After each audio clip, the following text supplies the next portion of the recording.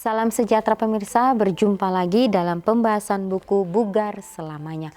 Buku ini menyuguhkan kepada kita bahwa perubahan pola hidup akan menambah umur dalam kehidupan kita dan menambah semangat di tahun-tahun kehidupan kita. Dan juga akan memberikan kita kekuatan harian untuk merangkul kebugaran fisik, mental, dan spiritual. Dan juga akan memberikan kita motivasi, inspirasi, dan dorongan supaya hari demi hari kita boleh lebih dekat kepada Kristus, menyerahkan akan setiap masalah kehidupan kita, beban kita di bawah kaki salibnya, dan Dia akan meringankan setiap langkah-langkah kehidupan kita. Pada saat ini kembali lagi saya mengundangkan seluruh anggota keluarga dan saudara-saudara semua. Kita dapat berkumpul bersama-sama, kita akan mempelajari nasihat firman Tuhan pada saat ini, dan biarlah rencana-rencana indah Tuhan itu akan menjadi bagian masing-masing kita. Kita akan masuk ke dalam judulnya, menggantikan mimpi yang hancur. Ayatnya terdapat di dalam Yeremia 29 ayat 11. Sebab aku ini mengetahui rancangan-rancangan apa yang ada padaku mengenai kamu. Demikianlah firman Tuhan, yaitu rancangan damai sejahtera dan bukan rancangan kecelakaan, untuk memberikan kepadamu hari depan yang penuh harapan. 9 bulan setelah Doni dan saya menikah, dia mengeluh tentang kelemahan. Saya mengira dia tidak makan dengan benar. Yang lain menyebutkan dia tampak pucat. Saya berdalih bahwa itu karena kekurangan sinar matahari. Kemudian tibalah hari ketika kami berencana menata ulang perabotan kami. Dan Doni mengeluh bahwa dia terlalu lelah. Saya kesal. Doni memindahkan 2 benda dan sudah kelelahan. Saya memutuskan kami harus mencari tahu apa yang salah. Setelah berjam-jam melakukan tes, para dokter akhirnya menyampaikan, kami terkejut Anda masih bisa berjalan. Jumlah hemoglobin Anda hanya 5,8 dan yang normal adalah 14. Kami harus merawat Anda di rumah sakit. Beberapa hari kemudian kami mendengar kata yang menakutkan, leukemia. 8 bulan berikutnya adalah penyiksaan. 3 minggu rawat inap untuk kemoterapi intensif dan kemudian istirahat di rumah. Lalu kemo lagi. Kemudian kembali ke rumah lagi. Tetapi dia akan menjalani hari-hari tanpa tidur. Dia tidak mau berhenti makan. Tidak bisa berolahraga dan tanpa kembung. Jadi kembali lagi ke rumah sakit. Lalu 2 bulan terasa membaik. Harapan kami melonjak. Kami membuat berbagai rencana.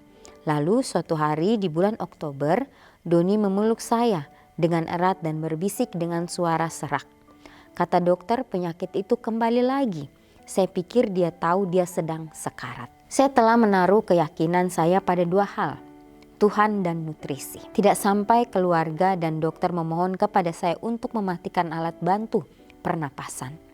Saya menyerah atas keduanya. Saya marah. Bagaimana bisa Tuhan melakukan ini pada saya? Iman sebesar biji sesawi seharusnya memindahkan gunung. Tetapi saya memiliki keyakinan sebesar gunung dan Doni tetap meninggal dunia. Semua jus dan herbal itu tidak ada yang berhasil. Pada usia 24 tahun masa depan saya hilang seorang janda. Saya selalu mengatakan hal-hal baik kepada Tuhan. Tetapi sekarang tidak lagi. Saya memberitahukan padanya dengan tepat bagaimana perasaan saya. Saya sangat marah padamu saat ini hingga saya tidak bisa bicara. Mungkin nanti. Saya menulis dan menangis dan berpegang pada kata-kata pendeta saya. Apa yang diambil Tuhan, Dia menggantikan dengan 3 kali lipat. Perjalanan harian saya ke tempat kerja menjadi waktu berdoa. Tuhan, Engkau berjanji pada saya sebuah masa depan. Bagaimana mungkin Engkau mengizinkan hal ini? Lalu sesekali saya menemukan diri sendiri bersyukur kepada Tuhan untuk sesuatu. Sampai suatu hari saya mengejutkan diri saya sendiri dengan memuji Dia sepanjang jalan. Tuhan sedang melakukan mujizat kesembuhan bagi saya. Dia sekarang telah memulihkan gairah saya terhadap nutrisi yang baik. Dan memberi saya seorang suami baru yang luar biasa, yang sangat peduli kepada saya. Seorang putri yang berharga dan seorang bayi dalam kandungan. Cerita yang sangat luar biasa pada saat ini kembali lagi memberikan kita suatu hal yang baru dalam kehidupan kita. Bahwa tidak ada yang mustahil bagi Tuhan. Walaupun sebelumnya kita sudah merasakan kekecewaan. Kita merasa marah dengan keadaan kita. Ya di sini dikatakan ya ada seorang wanita yang mempunyai seorang suami yaitu yang bernama Doni. Ya wanita ini dia baru saja menikah tetapi suaminya ini mengeluh.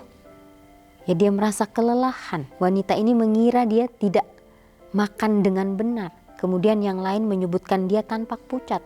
Tetapi wanita ini berdalih bahwa itu karena kurangnya sinar matahari. Ya kemudian tibalah harinya ketika kami berencana menata ulang perabotan di rumah mereka.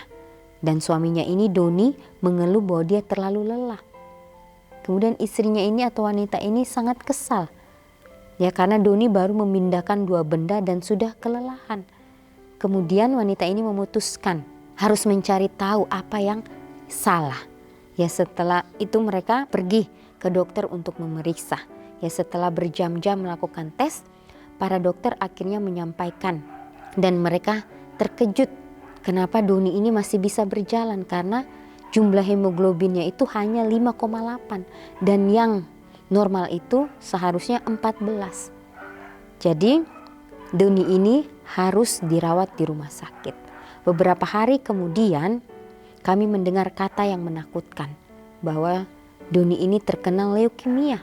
Ya 8 bulan berikutnya adalah penyiksaan, 3 minggu rawat inap untuk kemoterapi insentif dan kemudian istirahat di rumah, lalu kemo lagi, kemudian kembali lagi ke rumah sakit. Dan pada saat itu Doni ini dia tidak tidur, dia tidak mau berhenti makan dan dia juga tidak bisa berolahraga dan tampak kembung. Jadi mereka kembali lagi ke rumah sakit. Lalu 2 bulan terasa membaik. Ya harapan kami melonjak, kami membuat berbagai rencana. Lalu suatu hari di bulan Oktober, Doni ini memeluk istrinya dengan erat dan berbisik dengan suara serak. Kata dokter penyakit itu kembali lagi. Kemudian istrinya berpikir dia tahu dia sedang sekarat. Saya telah menaruh keyakinan saya pada 2 hal. Ya, jadi istrinya Doni ini menaruh keyakinan pada 2 hal yaitu Tuhan dan nutrisi. Tidak sampai keluarga dan dokter memohon kepada saya untuk mematikan alat bantu pernapasan. Saya menyerah atas keduanya. Saya marah, bagaimana bisa Tuhan melakukan ini pada saya? Iman sebesar biji sesawi seharusnya memindahkan gunung. Tetapi saya memiliki keyakinan besar sebesar gunung dan Doni tetap meninggal. Ya semua jus dan herbal itu tidak ada yang berhasil. Kemudian pada usia 24 tahun ya wanita ini seakan-akan kehilangan ya masa depannya. Ya dan dia menjadi seorang janda.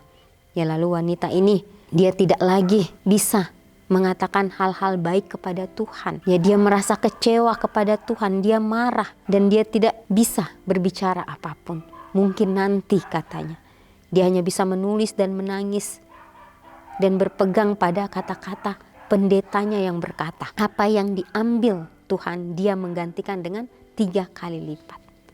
Kembali lagi yang wanita ini menata kembali kehidupannya. Ya, pada saat dia berjalan ke tempat kerjanya, dia dipenuhi oleh doa. Ya, dia mengatakan Tuhan engkau berjanji pada saya sebuah masa depan. Ya, jadi sampai suatu hari saya dikejutkan dengan diri sendiri dengan dia dapat memuji Tuhan sepanjang jalan. Tuhan sedang melakukan mujizat kesembuhan baginya. Dan akhirnya wanita ini pun yang mendapatkan seorang suami yang luar biasa, yang sangat peduli kepadanya. Dan Tuhan memberikan seorang putri yang berharga dan seorang bayi yang ada di kandungannya. Ya, jadi inilah bagaimana Tuhan melakukan segala sesuatunya begitu indah. Walaupun sebelumnya kita merasakan suatu kekecewaan yang luar biasa di dalam kehidupan kita. Apapun itu yang kita lakukan, biarlah kita mau berserah kepada Tuhan. Mungkin pada saat ini kita mengalami kekecewaan ya, atau kemarahan dalam kehidupan kita. Kembali lagi, biarlah kita mau berserah kepada Tuhan. Karena Tuhan mempunyai rencana yang indah bagi setiap umat-umatnya. Apapun itu yang kita lakukan, baiklah kita mau mengucap syukur hanya kepada Tuhan saja. Dengan setiap doa-doa yang kita layangkan. Apakah Anda pernah mengalami kehilangan? Cobalah berterima kasih kepadanya atas berkat-berkat kecil. Dan lihat apakah dia tidak mempunyai keajaiban penyembuhan untuk Anda juga. Jadi setiap berkat-berkat sekecil apapun itu, baiklah kita mau bersyukur. Dan dari situlah kita akan merasakan keajaiban Tuhan yang luar biasa di dalam kehidupan kita masing-masing.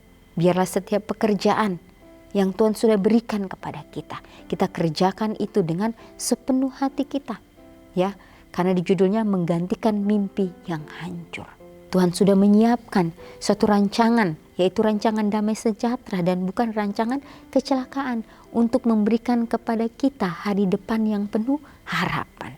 Yaitulah janji yang Tuhan berikan bagi masing-masing kita. Biarlah kita mau menerima itu, menyambut akan kasih Tuhan di dalam kehidupan kita masing-masing. Kemudian di sini juga dikatakan bagaimana Tuhan kita. Ya, Dia sudah sangat mengasihi kita. Dia sudah rela untuk datang ke dunia ini. Dia rela menebus kita manusia yang berdosa dari dosa-dosa kita. Dia rela untuk mati di atas kayu salib. Biarlah kita kembali mengingat akan pengorbanan Tuhan terhadap diri kita. Kita yang tidak ada apa-apanya ini. Dia mau menebus kita dari dosa. Biarlah kita mau terus kembali kepada Tuhan, bersyukur dengan apa yang Tuhan sudah berikan untuk kita.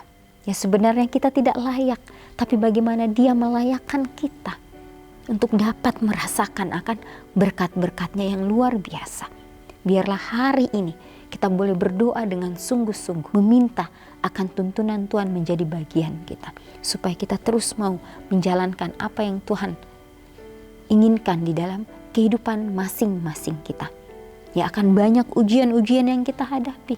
Biarlah kita hadapi itu dengan pertolongan Tuhan, maka Tuhan akan memberikan kita kesanggupan, memberikan kita kekuatan untuk terus kita menjalankan apa yang Dia kehendaki dalam kehidupan masing-masing kita. Biarlah nasihat firman Tuhan pada saat ini kembali lagi memberikan kita semangat yang baru untuk kita terus mau melayani Tuhan dengan sepenuh hati kita. Ya, karena Tuhan datang ke dunia ini bukan untuk dilayani, tapi bagaimana Dia mau melayani satu dengan yang lain. Dia mempunyai roh kerendahan hati yang luar biasa untuk dapat mau menolong sesama.